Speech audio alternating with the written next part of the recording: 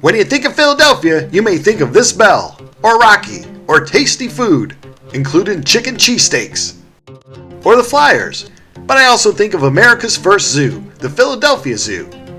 Even though it opened in 1874, this is only my second time here, and I'm on a mission to see the big cats. Sorry animals that aren't big cats, I don't have too much time for you today. I'm going to Big Cat Falls. This renovated section was opened in 2006, and one of the best features are these elevated walkways. Last time I was here around 10 years ago, they were brand new, but none of the cats were using them the day that I visited. But for now, we will start down low and check out the lions. I know that female is saying, "Is that Brian? Is he finally making another video?" Even though lions seem plentiful in zoos and in media, their populations are actually on a decline and suffering. They're getting forced out of their habitats due to agriculture, and when human and lion conflict arises, it's mostly the lions who lose. I love an informative sign. This one explains all the various people that it takes to provide excellent care for the animals that call this zoo their home. If you stick around long enough, even the so-called lazy lions will get up and move around, which allows us a chance for a nice intimate photo. That male lion looks thrilled over my visit today. Well, time to move on. I love starting midway through a zoo, as most people will start at the beginning, but then you're stuck surrounded by humans all day. And who wants that? I love themed exhibits, so here we are tenting on the African savanna, looking at wildlife all around. Something that me and the Puddin' have been lucky enough to do many times. Once back, I check out the elevated walkways. Will I finally see a cat in them this time? Not yet. But I do see an Amur leopard that seems to be checking something out. I love exhibits like this that give you a huge viewpoint into the animal's home. Amur leopards are critically endangered. There might be just under 100 left in the wild. Sadly, the reintroduction program is on hold due to Russia's involvement in the war in Ukraine. Across the way is another cat that you'll find in Asia, the snow leopard. This elusive cat loves to be up high and has found a perfect spot to check everything out. As a zookeeper and as a regular person, they are one of my favorite species of feline. But my ultimate favorite is in here, the tiger. I love tigers. This tiger seems to be patrolling her territory and checking everything out.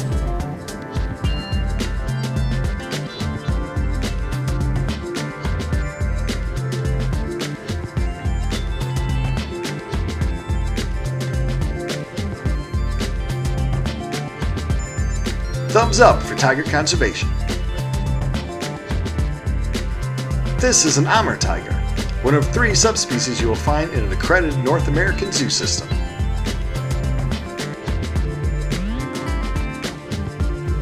Well, this tiger's scent marks, it's the perfect time to get a photo.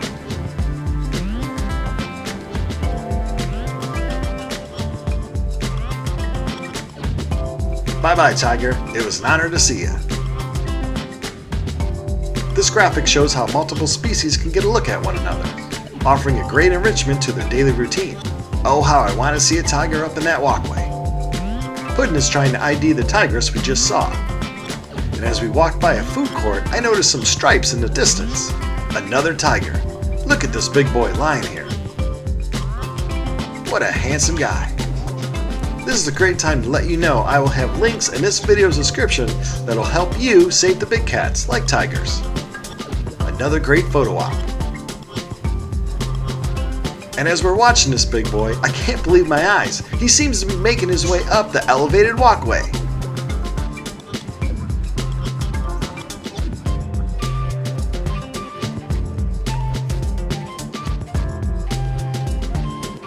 Sure glad the zoo isn't crowded yet, as I would have had to push kids and little old ladies out of the way so I could finally see a tiger walking in the elevated ramp system.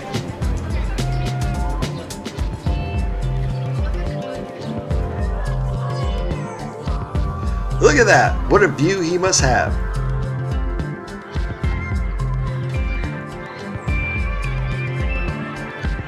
the king of the animal kingdom, looking over his, well, kingdom, I guess. Now here's a zookeeper tip. You never want to be directly under a tiger. Tiger pee doesn't smell good.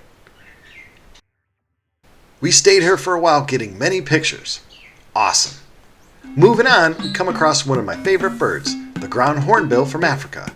I like big birds and I cannot lie. Next up are Watusi cattle, known for those huge horns. I guess these three are fairly new to the zoo. Not sure why, but I always want to moo when I see cattle.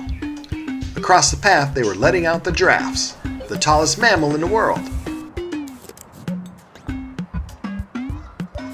A big male can get up to 18 feet. How's the view from up there? Giraffes have also seen their populations drop and are yet another animal that needs our attention and support if we want them to stick around for generations to come. Up next is a mixed species exhibit that features zebra and a big white rhino named Tony.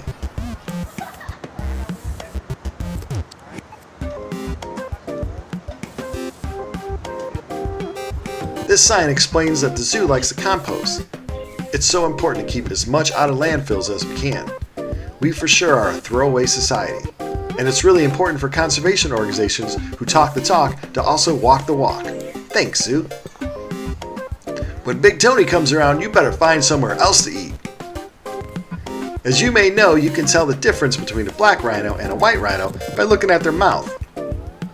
White rhinos have a wide mouth, a lot better for grazing off the ground.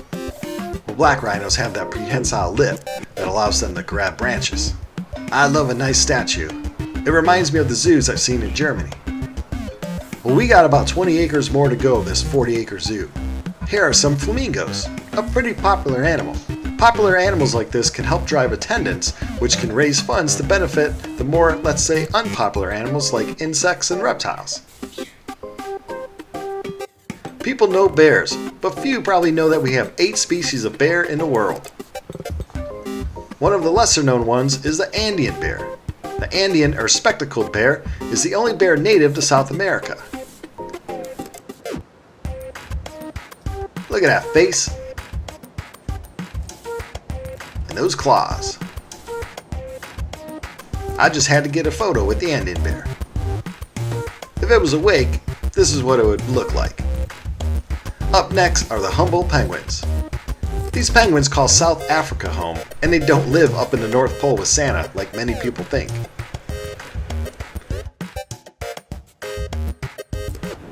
Let's keep having a good day and check out Australia and their kangaroos. Kangaroos are one of the species for sure that I miss working with.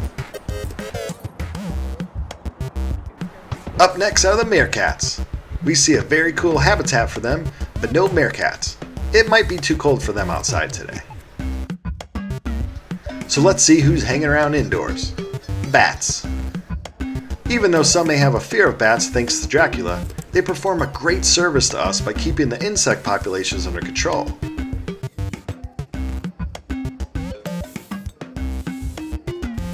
And here's a very small primate that I was lucky to work with for a short while in between cat jobs. The pied tamarin. These critically endangered primates come from Brazil. For me, they kind of look like a gremlin in a fur coat.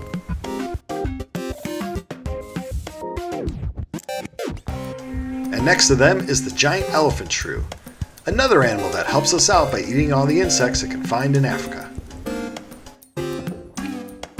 That's why good zoos are such an awesome place. It gives you a chance to see wildlife from around the world that you may never see, even if you travel the world. Here is another species I was lucky enough to work with. The teeny monkey. So cute. All this animal viewing is making me hungry, and what better snack to get in Philadelphia than a pretzel? So good. After that quick bite, we checked out some primates that ventured outdoors and carried on. Sorry, domestic animals, still don't have time for you today. Alright, let's check out the reptile house. I'm usually walking through these kind of houses pretty fast, but I'll slow down for this video. Let's look at the boa. And here we have the dwarf caiman. And one of the most popular reptiles, the anaconda.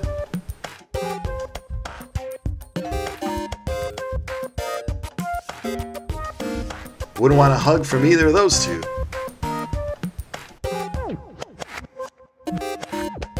And in here we have the African dwarf crocodile.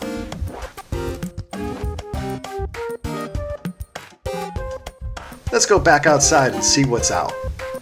What the heck? Is that the ghost from Pac-Man?